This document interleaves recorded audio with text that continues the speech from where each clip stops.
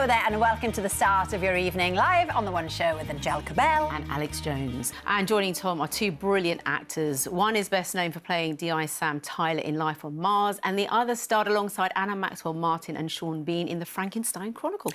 But together, Simm and Richie Campbell will be telling us all about the latest series of the hugely popular drama Grace, which sees them return as Brighton's crime-fighting duo. It's time now to welcome tonight's guests is comedian Tom Allen and actors Richie Campbell and Simm.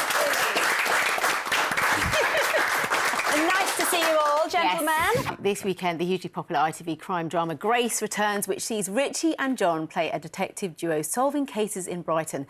Let's have a look at what's in store. Very dramatic. John, last series ended with a few bombshells, including you discovering you had a son. Yes. Where do we pick up the story now? Well, it's a little bit further on in time, and sadly, you discover that Roy and Cleo have lost their baby, so it's a really traumatic start to it. And they're also dealing with this son that he didn't know he had, called Bruno, that was Sandy's son, who I think at the end of the last series they confronted in Munich hospital, and they're dealing with that. Yeah, so it's it's quite a traumatic beginning. It is indeed. Well, as well as being a traumatic beginning, packed full of action scenes right at the beginning. Oh my goodness! And Richie, apparently you're quite a fan of those scenes. Well, compared to John. Definitely compared to John. Yeah, I just love it. Like it's that thing of like boys and toys, isn't it? Really, we get to shoot guns and we get to chase the bad guys, and so yeah, so it's lovely, it's nice, and we've got to the place now where we've got a great stunt coordinator called Nick Gillard, who's worked on Star Wars. He's Brad Pitt's guy, and so we're really lucky to have him. So essentially, like when he's giving us all the stunt stuff, I get super excited. I'm like, let me do some more, let me do some more. So yeah. Like it's when we go into work, those days are exciting. So you're excited, and then, John, you've got all these scenes in the sea. Oh.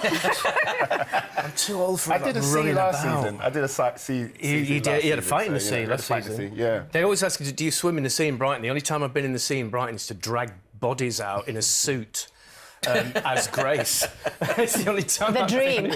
Yeah. It's cold. I can confirm that. Yeah. Gosh. It's famously not very clean as well, isn't it? Yeah, so is that a problem? Well, I didn't notice that. I was too busy trying to untie this kid that was tied up to, and with the tide coming in, it was, I didn't notice the cleanliness of the water. That's probably the least of your worries, actually, when you put it like that. We were suffering for the art, Now, Richie, the series is based on the best-selling books by Peter James, and it seems now that the people who love the books are fans of the series, and those who love the series are fans of the books. And I've got a message here from Maria. She says, I've read loads of the Grace novels, and I can't wait for the series, which is case in point now. It seems like lovers on both sides have intertwined.